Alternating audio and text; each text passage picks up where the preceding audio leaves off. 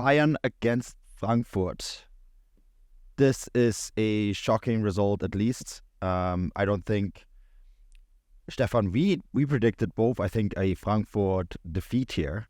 I think I said on the previous show that I think this is going to be more difficult for Bayern Munich than they originally anticipated. That was an understatement, wasn't it? I mean, they just got smashed in the first half, and it didn't get any better in the second half. The final result 5-1. The last time this happened, of course, was in 2019. In November 2019, with a certain Niko Kovac in charge. 24 hours later, he was gone. He was fired. Thomas Tuchel still in charge. I don't think there is going to be a sacking imminent, but the noise out of here in Munich has been that Christoph Freund, he was on Doppelpass the next day. This is the sporting director, and he was quite honest in his determination that January is going to be quite busy for the club, with them making many changes with the squad. And, Stefan, I think when you look at this result, what became very apparent here is that they not only have problems in defense, where they really struggled, but also midfield. I wrote in one of the articles that I wrote this week that it was Frankfurt went through Bayern's midfield and defense like a hot knife through butter. It was just way too easy for them, wasn't it? Yeah, it was. It was such a bizarre game because, on the one hand, you had this Frankfurt side who have really struggled actually in the Bundesliga lately. They obviously lost 2-1 to Augsburg the week before. They lost to Stuttgart the week before that. And then they drew to a very poor Werder Bremen team the week before that. So, that's kind of why we did go into this game thinking, 9 out of 10 times Bayern are always favourites, of course, for these games. So it wasn't exactly a hot take or anything like that. But I think what ended up playing out was, Frankfurt felt they maybe had a point to prove. But it also just kind of felt like, Bayern had that extra weekend off because the Union Berlin game had been cancelled the week before because of snow, and they just looked a real yard or two off the pace. I was really quite startled by just how bad and error-prone that defence was. Going back to that kind of Davies slip-up in the first couple of minutes that led to the first chance for Frankfurt, to the manner which Kim's just getting knocked off the ball with shoulder tackles, Mazraoui in the lead up to the first goal, just a very lazy clearance. Upamecano kind of getting turned by Larson for one of the goals.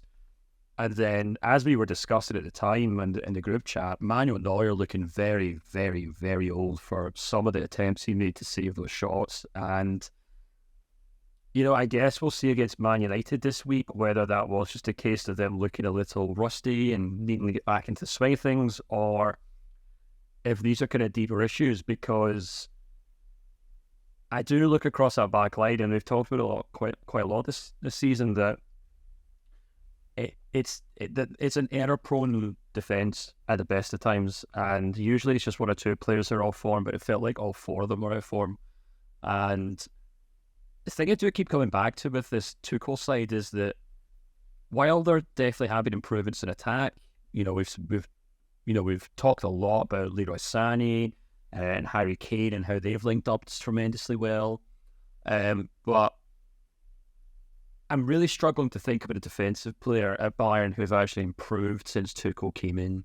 And if I was a Bayern fan, I'd be concerned not only by the fact that Davies seems to be getting worse by the week. Mazraoui looks like someone who's won a raffle to play in that Bayern team. Upamecano hasn't really made any improvements, but perhaps most notably, Kim actually looks like he's getting worse compared to what he was doing last season at Napoli.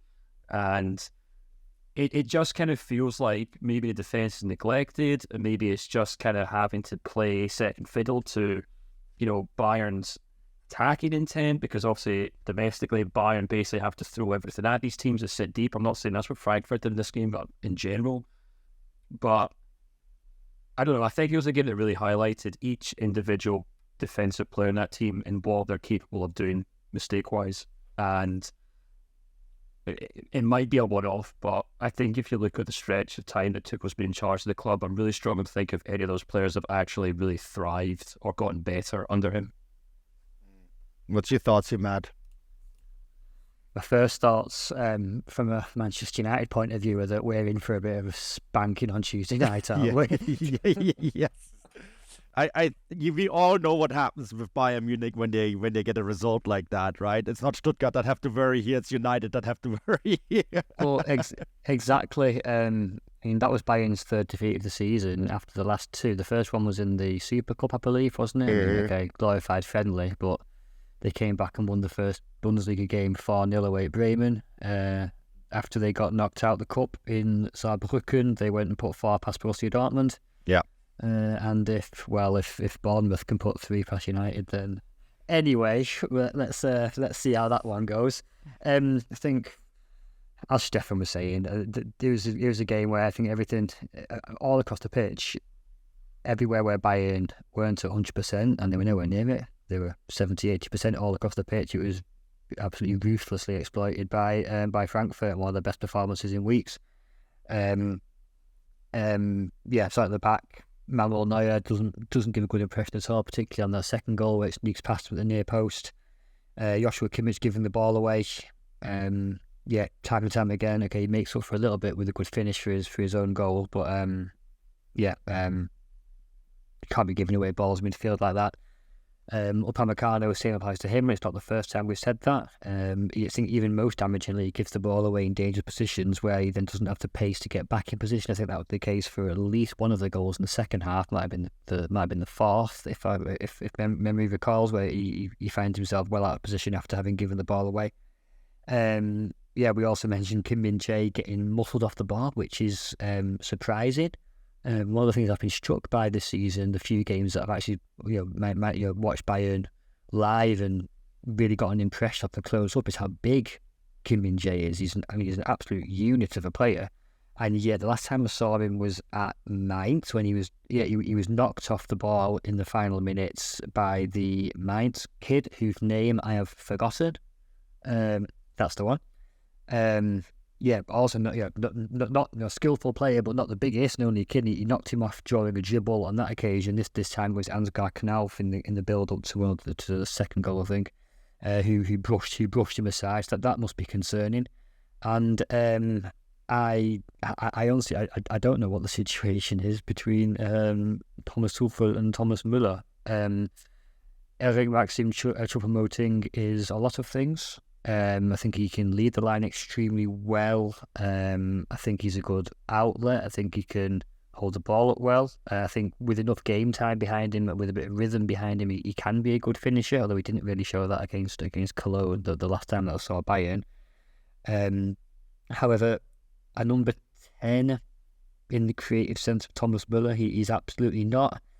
Now, I know it's fluid. I know you'd be expecting Harry Kane to be dropping into those positions a lot, and he does, although to much less effect against Frankfurt, as he has been doing throughout the season. But yeah, there you go. From top to bottom, it didn't click for Bayern, and they were ruthlessly exploited. And all credit to Frankfurt, because I mean, if you're going to exploit Bayern, then do it in the way they did, and it was a great return to form for them after I think it was 4 defeats in a row, 5 games without a win. But the last time we spoke, or at least last time I spoke properly about Frankfurt, might have been around the Dortmund game, the 3-3 earlier season. Can't quite recall. But yeah, we were talking about the qualities that they have, with the likes of Larson winning balls in midfield. Götze was absolutely fantastic in that in a creative role against Bayern, and the front three of Shaibi, Mamouche, and Ansgar Knauf, once again showing how destructive they can be up front. So absolutely deserved, and it just goes to show that when at that level, when things do go wrong, and they're exploited as well as Frankfurt did, then even if you're Bayern Munich, it can quite quickly go in a pretty unrecoverable direction. It's a lot out here to unpack. I think the midfield in particular, and I was very surprised about Choupo-Moting's start over Thomas Muller here, and the thought that I have here is that coaches have tried in the past to sort of assert themselves over Thomas Muller, right? Whether it was Carlo Ancelotti, whether it was Niko Kovac, Hansi Flick, of course, didn't do it. Julian Nagelsmann at times tried it. The result has always been the same, right? That sooner or later, Thomas Muller used his influence over the club to dispose of the head coach. And I think Thomas Tuchel here walks a very fine line in that if the results are right, I think no one is going to complain here, including Thomas Muller, who is probably understanding of his advancing age and his changing role. But, that is something, I think that is a can of worms that you open, and the moment results go bad, which they might now here, the next games against Stuttgart, you get yourself into a situation where it's going to become difficult. And I think another thing that I think is really important here, and I spent a lot of time thinking about, is what Thomas Tuchel has done with this midfield at Bayern Munich, right? There's Leon Goretzka and Joshua Kimmich. I spoke to a source about this today, and this person has described him as non-existent in this game. And those two were the foundation of a Bayern Munich side that won the Champions League in 2020, right? Of course, there was a certain Thiago playing in midfield there as well, and I think that is a sort of player that they're missing at the moment. But Thomas Tuchel, with the transfer policy at Bayern Munich, heavily damaged both those midfielders, undermined them and undermined their potential. And I think that is something that is a situation that Thomas Tuchel very much has created here. And you add the holes in defense. It just seems so porous at the moment. I mean, Stefan, you and I have talked about this quite a bit, right? That it's just the balance here. And you mentioned that not a single defender has improved under Thomas Tuchel, but I would actually add that the midfielders have actually gotten worse as well. Yeah, it's obviously been a huge topic at Bayern. It was a huge source of interest and intrigue and frustration in the summer transfer window. They also went all in to try and get Palhinha from Fulham, which didn't work out.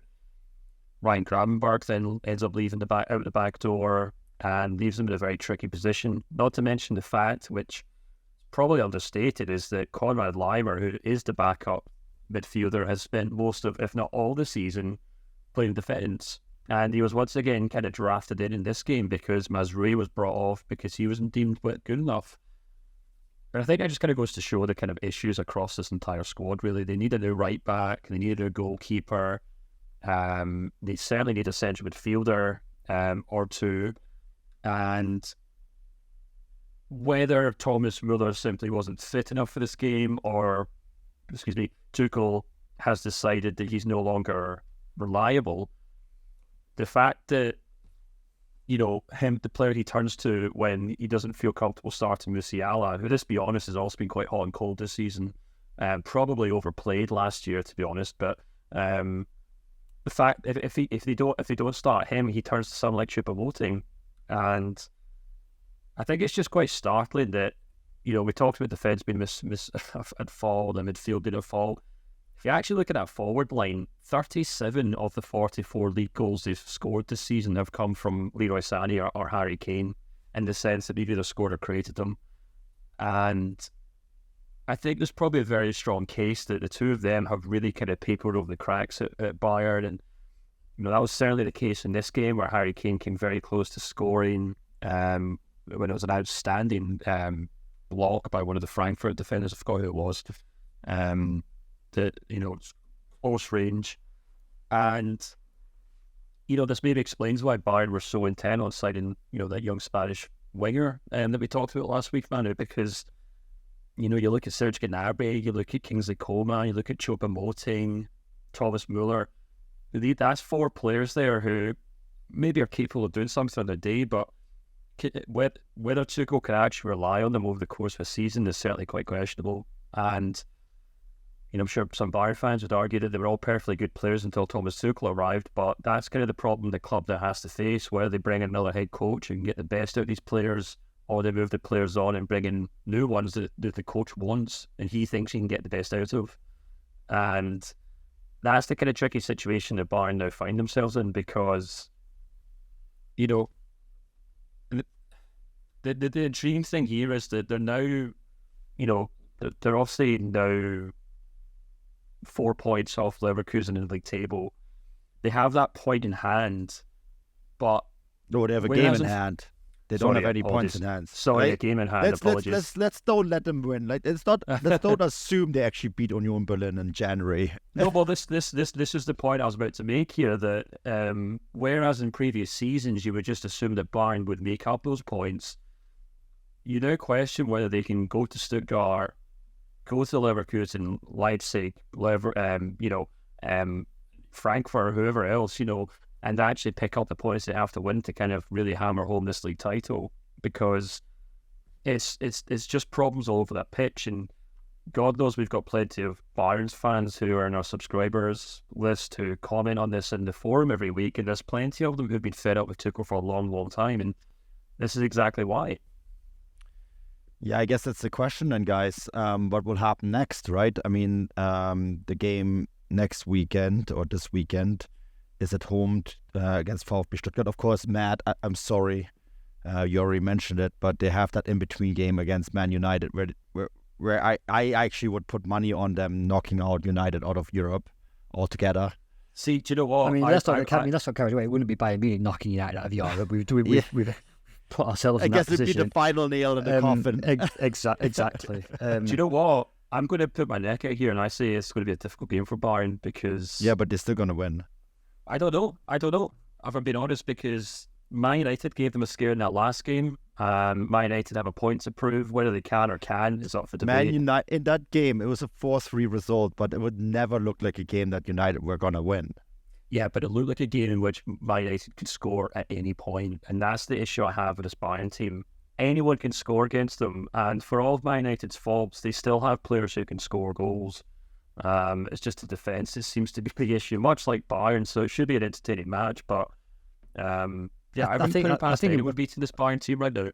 I think it will be an entertaining game, purely because United do have to go at them, and as you said, United are hot and cold. They can go, away to Everton, score 3. They can create a heap of chances against Chelsea, and yet they're also capable of simply not turning up whatsoever. So I mean, the only thing that concerns me is that I think if Bayern Munich were to rock up in Manchester and play any sort of anything resembling high octane, aggressive pressing football, United simply can't handle that. But that's I suppose that's more for Tuesday night. I just wanted to come back on a couple of things that Stefan was saying, and particularly regarding the transfers and the extent to which Thomas Tuchel's to blame for that. And I mean, so my point is that I don't think he is. I think you can. We're talking about the gaps in the centre of the park. It wasn't Thomas Tuchel that failed to land Paulinho in. No. But Matt, he was sitting on that transfer committee. Yes, true. But I mean, you also said that you've got people who have been upset for Thomas Tuchel for a long time. I mean, you're talking 8 months. No one's been upset at Tuchel for a long time. He's not been there for a long time. I know it's an easy way out, but I'm just trying to defend Thomas Tuchel a little bit here. I think it needs pointing out that there are bigger issues at Bayern at the moment.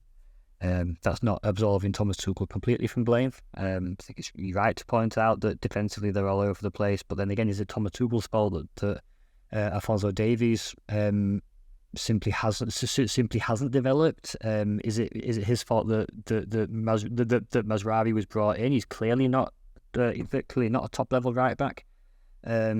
So I think you can absolve Thomas Tuchel from a little bit of blame there. Not all of it, because I also find the decision to start Choupo-Moting in a number 10 role ahead of Thomas Muller baffling. And I totally agree that I don't think he's getting the best out of. Well, I don't think he's getting the balance right with Goretzka and Kimmich in midfield either. And so I agree with all that.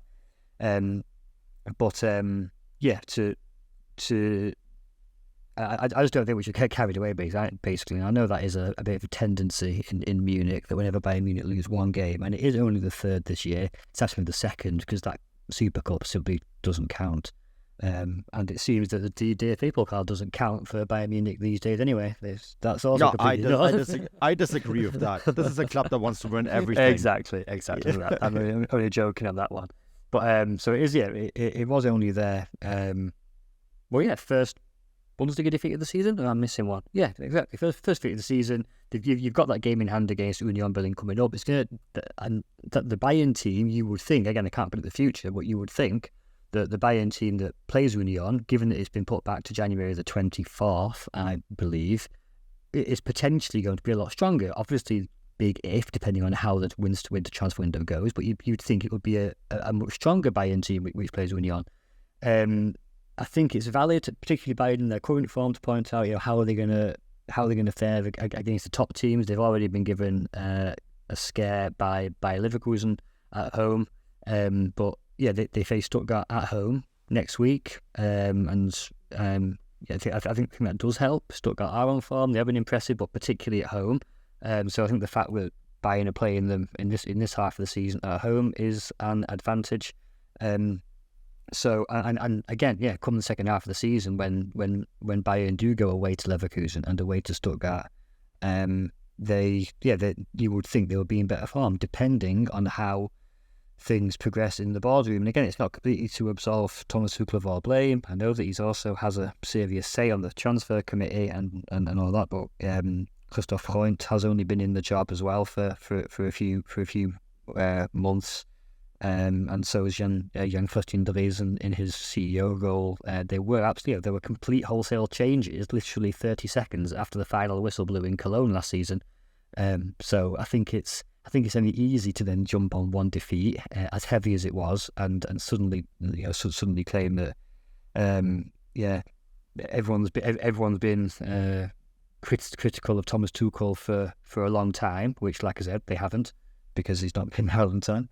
And Bayern Munich will be a completely different team come the new year. Again, that's not to say that everything's going to be okay and that everything's going swimmingly. That's not the point. And they've also qualified for the Champions League group with 2 games to spare. So let's leave the church in the village a little bit, as the Germans say.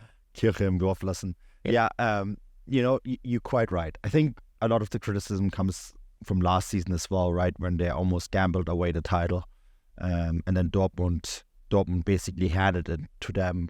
I wouldn't say on a silver platter, because the title is the silver platter, but you get the idea here. I think it's going to be hugely fascinating how Christoph Freund will navigate this transfer window. He was, of course, on Doppelpass yesterday, where he spoke in great length. Doppelpass, for those who don't know, is a very popular roundtable discussion that takes place every Sunday morning in Munich. They bring together a bunch of people, mostly ex-football players, who say a bunch of dumb stuff, and then a few guests who actually know some things. And Christoph Freund was one of the guests that knows something, and he said a lot will happen in January. Paraphrasing here.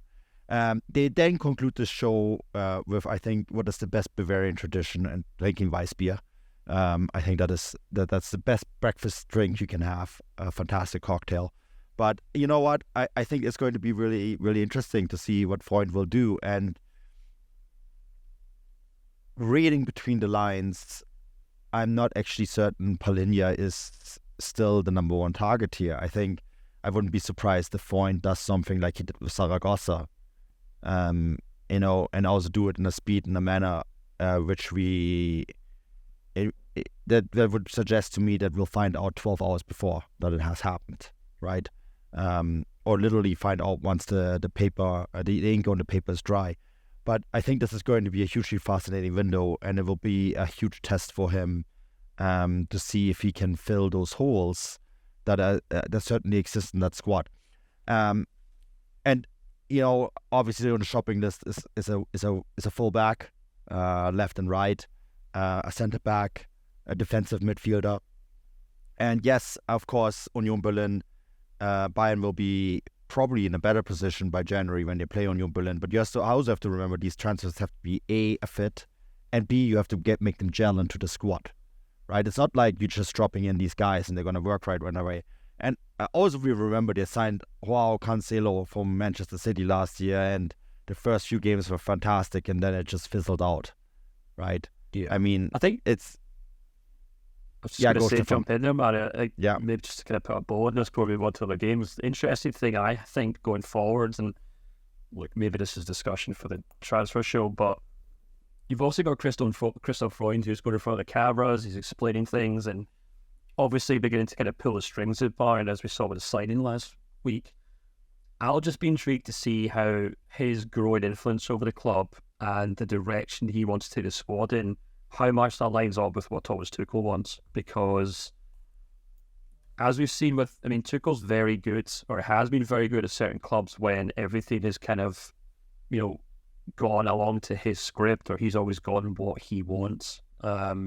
For good and for bad, you know, we can go all the way back to the time at Dortmund when he quite justifiably basically walked out because he knew that he wasn't ever going to be able to build a squad there because of the manner in which they sell players. But you maybe flip that on his head and say, well, if Bayern are now going to kind of start developing and signing players along the kind of Red Bull model, then, you know, Thomas Tuchel might turn around and say, I didn't join Bayern Munich to be Marco Rose. I joined Bayern Munich to be Carlo Ancelotti or Real Madrid or whatever else. I want a ready-made squad that can win the Champions League every year. I'm not here to develop your 22-year-olds or 23-year-olds. So I'm purely speculating here. I'm sure the both of them get on very well, but that kind of transition might cause a few kind of growing pains, which would be interesting to see how it works out. I think they're all good points, but I mean, again, none of us know exactly. But we can only sort of speculate based on the little sort of scraps of info we get here and there and reading between the lines. But by all accounts, over the past 8-9 months, and ever since he had the initial discussions with Bayern, Thomas Tuchel's been extremely close to Uli Hoeneß. That relationship does seem to be a good one, although it's actually not one which I would have considered to have had much hope. Actually, if you'd have asked me maybe 3 or 4 years ago, how would those two characters work together? Probably quite difficult, but probably with some difficulty. But again, that does seem to be a relationship which exists. I suppose ultimately we don't know how the two of them are going to how Tuchel and Christoph Freund are going to dovetail in their work within the club. I have some insight on that. Go on, there. Yeah.